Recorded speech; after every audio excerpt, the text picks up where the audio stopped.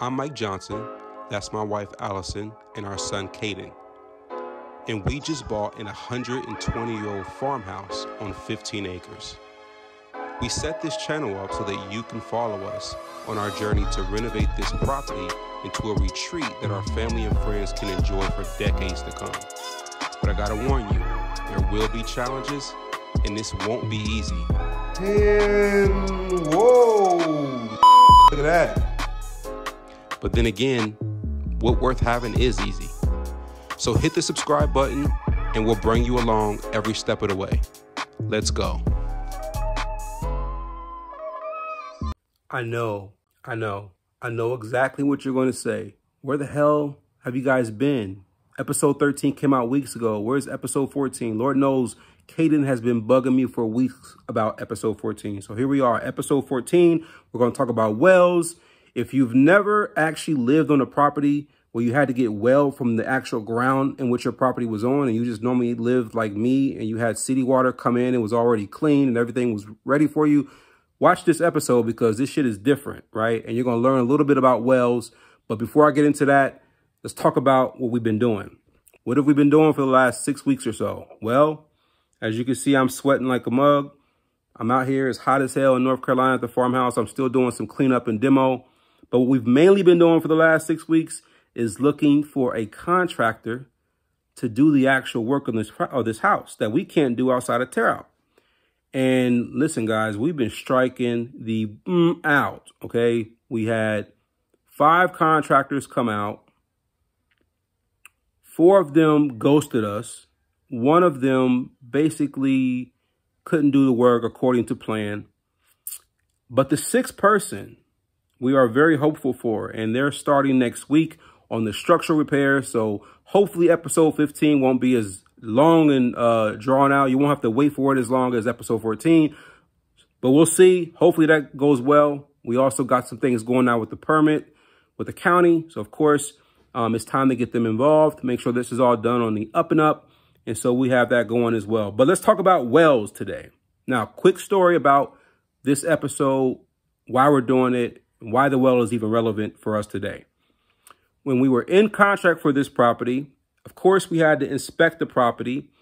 And because it has a well system, we had to test the water to make sure that it was safe. And lo and behold, that shit is not safe at all. It tested positive for fecal bacteria and lead. Neither one of those things are anything to be played with. So we had someone come out to do the chlorination. And if you don't know what a chlorination is basically a system where you just fill your well up with a bunch of chlorine and bleach type material. Now you have all that chlorinated water sitting in your well system and you just run it through the entire plumbing system of your house. All the spigots, all the plumbing, the pipes, and that chlorinated water will kill, if you do it right, all the bacteria, get the lead out and all that good stuff. So we had someone come out to do the chlorination. And of course, when he goes to turn the water on, the water doesn't come on. Turns out the pump that we have is bad. It's not working. So we had to replace the pump with a submersible pump, if I'm using that term correctly. We replaced all the lines from the well or down to the well up through the system.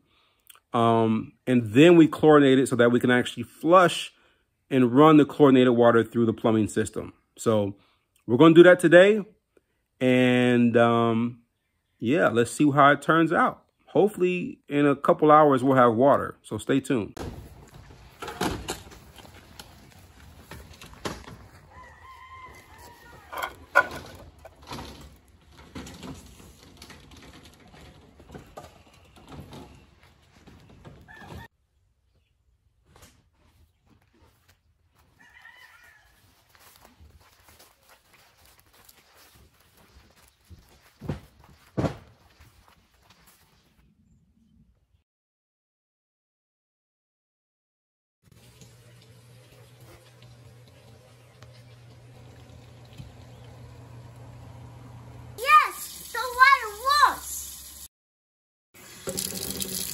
We actually have water.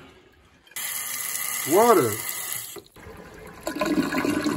Well, it's flushing. Yes, we have water. Finally we have water. We don't know if it's clean yet. In fact, it smells like bleach right now because all the chlorination coming through it, as you can imagine. But we have a running water system and everything seems to work pretty well. Now, a couple things that had to be done once the actual submerged pump was installed and replaced.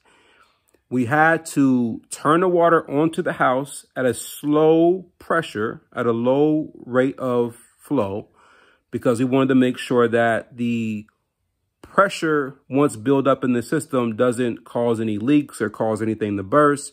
So our well guy was like, we got to make sure that it can hold pressure. We sent the water into the house at a fairly slow rate. We let the pressure build up. We let the hot water tank fill up.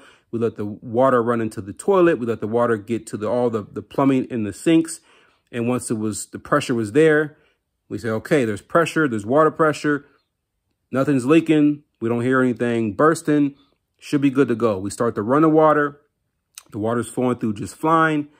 And now what we're going to do is all that chlorinated water, which we actually smelled already coming through the system, all that chlorinated water, I'm just going to let it sit in all of the plumbing pipes and all of the spigots overnight. I'm going to probably be back here several times over the next week to just run that chlorinated water through the system very slowly.